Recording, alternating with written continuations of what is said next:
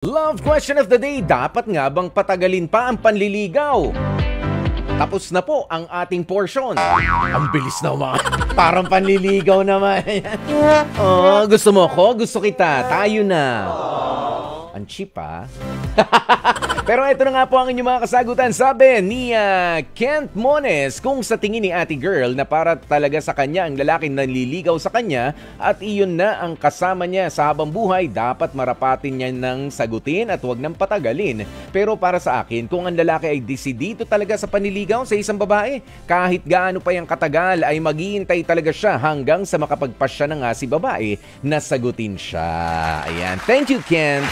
Si Marida Lipio, sabi niya, para sa akin dapat bigyan ng sapat na panahon na makilalang isang manliligaw para malaman if compatible kayo sa isa't isa. Pero wag namang gawing maraming taon na ang aabutin at baka baka mawala na o biglang may mahanap ng iba si manliligaw. Oo, sumobra naman yata sa tagal. Si Lloyd Opeñano, sabi niya, sagutin na kaagad para makita agad ang ugali. Pag nakitaan naman din ng pangit na ugali, hiwalayan din kaagad kahit ilang araw o buwan pa lang. Basta wag munang ibibigay ang perlas ng silangan na nasa Magic Kabibe.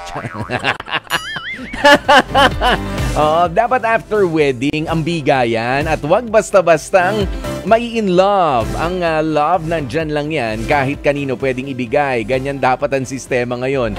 Okay. So ang gusto ni Lloyd, kapag ka may manliligaw, sige, sagutin mo na agad. Ayan, pero kapag ka may ginawang palso, bitaw rin na agad. Sinagot mo pa. Kilalanin mo na lang muna, ikaw talaga, Lloyd. Ayan, si Feli Samuel, ngayon isang linggo lang ayos na eh. Pero nung dalaga ako, naku, may bantay pa. Pag umakyat ng bahay ang manliligaw ko, hindi pa kami makapag-usap. O, di ba nga? Sa mga kabataang nakikinig ngayon, ganyan ang mga ligawan noon. Well, actually, hindi naman nung panahon namin. Sa mas matatanda pa sa atin, sa mga tito natin, sa mga tita natin, baka mga lolo nyo na.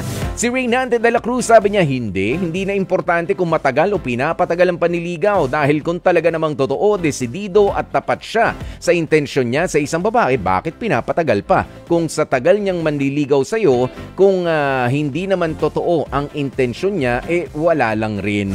O yun, kailangan doon nga, doon sa panahon ng kanyang panliligaw, paniningalang pugad, nakikiramdam ka rin. Hindi naman yung puro pa-cute-cute ka lang. Oo, ikaw ang nililigawan. Hindi yung puro ganoon lang. Kailangan kinikilala mo yung tao na gustong makipaglapit sa'yo. Ganun dapat yan, kapatid.